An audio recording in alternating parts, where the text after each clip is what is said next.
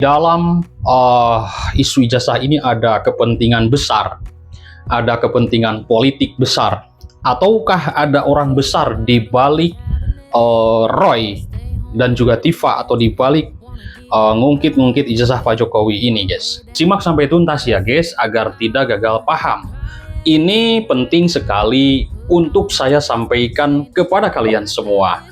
Saya ada di pada tempat tersebut, tetapi Anda semua juga bisa melihat melalui live streaming yang dilakukan oleh Pengadilan Negeri Jakarta Timur bahwa persidangan boleh dikata tidak jadi dilakukan, ya, karena pastilah hakim dari pengadilan. Lah.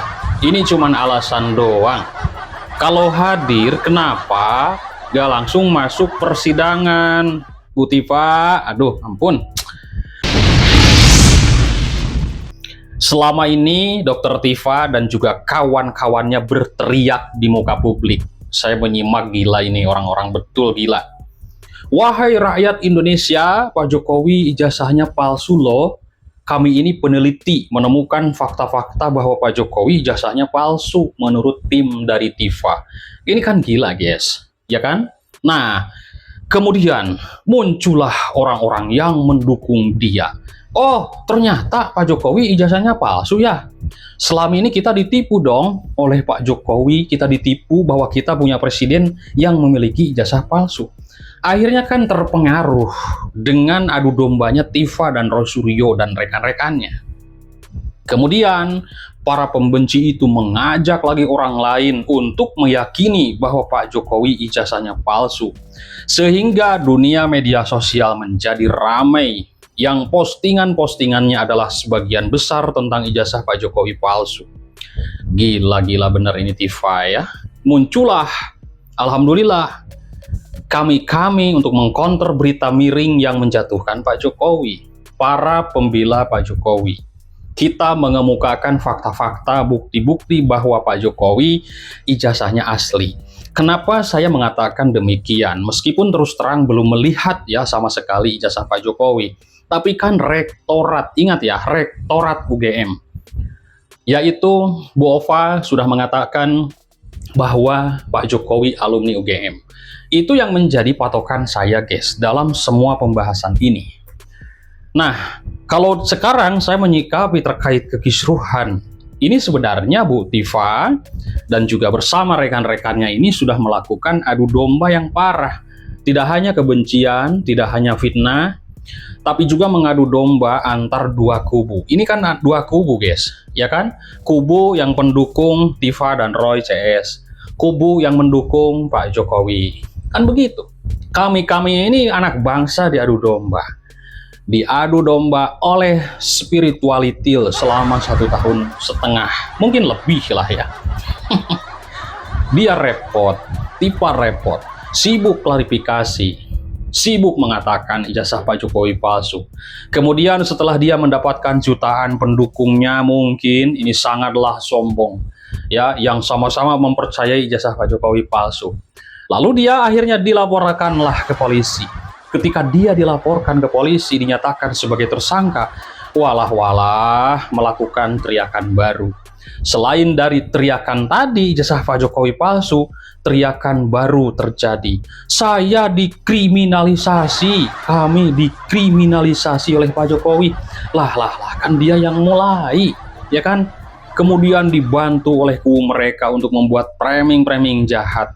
Apa framingnya? Begini, katanya sih bahwa Pak Jokowi menutupi ijazah palsu itu dengan adanya bantuan dari polisi, sehingga polisi membantu menutupi itu dengan mengkriminalisasi para peneliti ini. Walah. Padahal kan dia adalah kurang kerjaan kalau saya lihat, ya kan? Penelitian abal-abal, gadungan, peneliti yang kurang kerjaan, gak punya job, sehingga mereka mencari uang, duit ya, dengan cara melakukan penelitian abal-abal kalau saya melihat. Tujuannya supaya apa? Ya supaya mereka ngetop lah, dipanggil ke TV lah, ada job, dapat duit lah, ya kan? Dan mereka bisa bikin buku, ya, buku fitnah yang dibeli orang, dapat duit lagi dia. Memfitnah di channel-channel banyak ditonton, dapat duit lagi dia. Tujuannya hanya duit, guys. Spirituality ini tujuannya hanya dia bukan untuk meneliti, kalau saya melihat sudah berkali-kali saya bahas, bukan untuk mencari kebenaran, tetapi tidak hanya ya kami juga yang ingin meluruskan, tapi juga teman-teman kuliah dari Pak Jokowi. Kan sudah ada tuh kemudian dulu ya, Rektor UGM, Wakil Rektor juga sudah menyebutkan bahwa Pak Jokowi lulusan UGM, ijazahnya asli dan sah. Tetapi apa yang terjadi? Tifa ini dan juga teman-temannya mengatakan bahwa mereka itu orang bayaran. Wah, udah parah lagi, ya kan? Jokowi ini punya duit, katanya ada berangkasnya di Solo, di bawahnya tuh di berangkas duitnya 11 triliun. Alamak, ini sudah framing guys, tanpa dasar dan bukti. Muncullah isu-isu itu dimunculkan untuk mendukung pernyataan Tifa dan kawan-kawannya bahwa Pak Jokowi ini ijazahnya palsu. Orang-orang yang membela Pak Jokowi mengatakan ijazahnya asli, ada orang-orang bayaran katanya.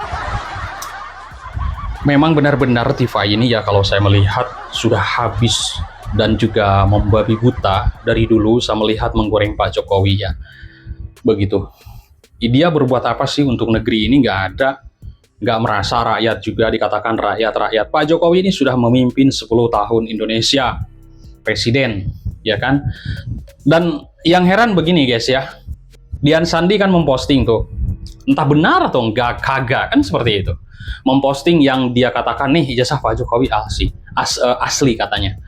Ditelitilah sama Roy dan Tifa. Tapi tiba-tiba langsung mengatakan ijazah Pak Jokowi palsu. Harusnya kan di media sosial ini saya meneliti iseng-iseng bahwa kalau yang ini palsu. Kan nggak tahu ijazah Pak Jokowi yang mana. Sekarang kok malah digoreng-goreng, katanya korupsi lah, segala macam lah. Kan gila ini ya. Kemudian Tifa juga sekarang sudah menjadi tersangka. Dan dia teriak-teriak, saya dikriminalisasi, saya dikriminalisasi. Itu kan teriakan-teriakan yang memang dulu dia bagaimana apa yang dia lakukan terhadap Pak Jokowi itu kan begitu sadisnya membabi buta daripada tim Roy, Tifa dan juga ya Rismon dulu juga seperti itu, cuman dia itu sudah tobat sekarang. Aneh nih orang-orang memang, apakah di dalam isu ijazah ini ada kepentingan besar, ada kepentingan politik besar, ataukah ada orang besar di balik Roy dan juga Tifa atau di balik ngungkit-ngungkit ijazah Pak Jokowi ini guys? Bisa saja kan ada. Coba kita simak dulu nih dari Cokro TV ya, luar biasa. Jokowi ingin sidang segera, Roy lindungi nama besar. Kenapa ya mereka nggak mau masuk ke sidang pokok perkara? Mungkin karena mereka nggak mau terbongkar siapa nama besar di belakang mereka.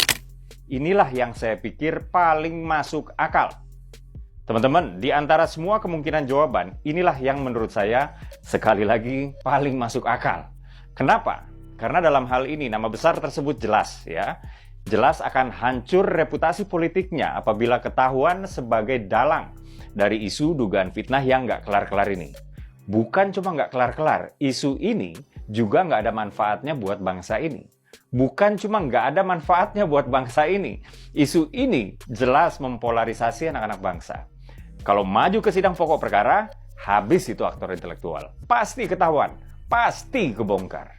Dan keselamatan Mas Roy Suryo di sini bisa jadi terancam. Kenapa saya yakin ada nama besar di balik isu konyol ini? Pertama, ya Pak Jokowi sendiri yang bilang. Ya, saya kutip dari kantor berita Detikcom, Pak Jokowi secara gamblang menyatakan bahwa ada orang besar dengan agenda politik tertentu yang membackingi isu ini. Beliau bilang, kan sudah saya sampaikan, feeling saya mengatakan ada agenda besar, ya agenda politik dalam tuduhan ijazah palsu maupun pemakzulan.